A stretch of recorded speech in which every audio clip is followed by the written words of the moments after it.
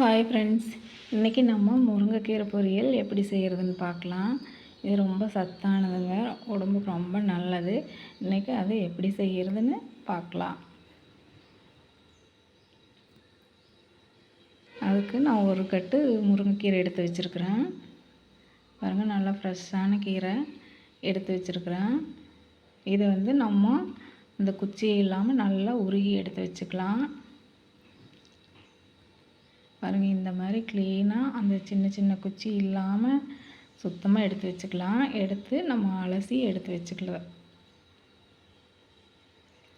இப்போ இதை எப்படி செய்கிறதுன்னு பார்க்கலாம்.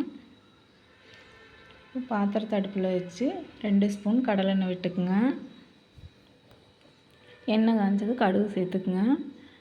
கூடவே 1 ஸ்பூன் கடலைப்பருப்பு சேர்த்துக்குங்க. சேர்த்துட்டு சின்ன வெங்காயம் சேர்த்துக்குங்க. சின்ன வெங்காயம் தான் முருங்கைக்கீரைக்கு ரொம்ப நல்லாயிருக்கும். வெங்காயம் கொஞ்சம் அதிகமாகவே சேர்த்துக்குங்க.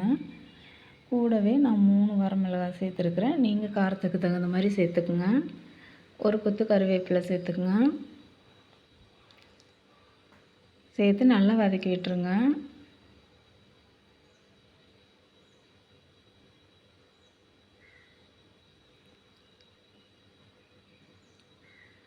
வெங்காயம் வதங்கிறதுக்கு நம்ம கூட கொஞ்சமாக உப்பு சேர்த்துக்கலாம். உப்பு சேர்த்து வதக்கி விட்டுருங்க. உப்பு சேர்க்கும்போது சீக்கிரமாக வதங்கி வந்துடும்.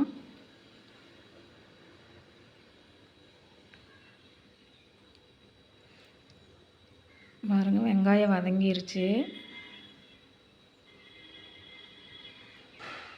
இந்தளவு வதங்கினது நம்ம முருங்கைக்கீரையை சேர்த்துக்கலாம். வெங்காயம் நல்லா வதங்கிருச்சு. இன்னும் கீரை கூட சேர்ந்து இன்னும் வதங்கும். கீரையை சேர்த்து நம்ம நல்லா கலந்து விட்டுக்கலாம்.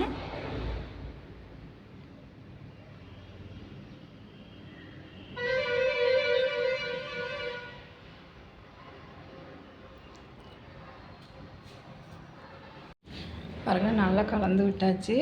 அப்படியே வதங்கட்டும், மூடி போட வேண்டாம்.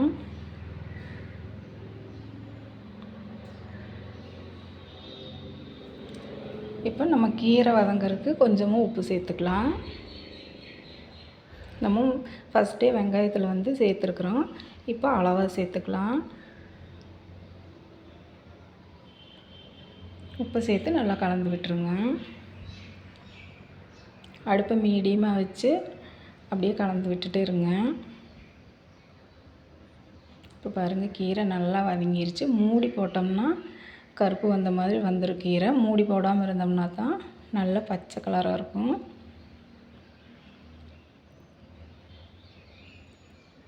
அப்படியே ஒரு நிமிஷத்துக்கு ஒரு டைம் கலந்து விட்டுட்டே இருங்க, அடுப்பு மீடியமாக வச்சு.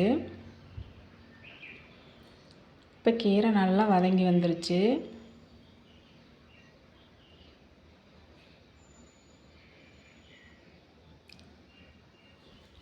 பாருங்கள், நல்லா வதங்கிருச்சு.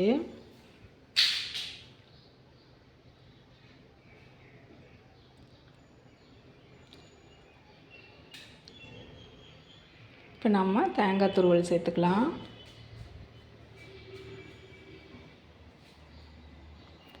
தேங்காய் துருவல் சேர்த்து நல்லா கலந்து விட்டுருங்க.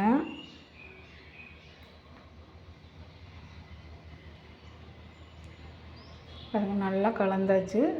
தேங்காய் பூவோடு நல்லா வதங்கட்டும். ஒரு 2 நிமிஷம் நல்லா வதக்கி விடுங்க.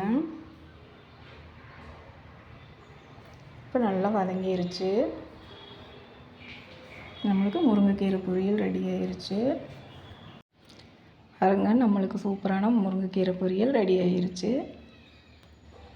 நீங்களே செஞ்சு பாருங்க. இந்த வீடியோ பிடிச்சிருந்தால் லைக் பண்ணுங்கள், ஷேர் பண்ணுங்கள், கமெண்ட் பண்ணுங்கள்.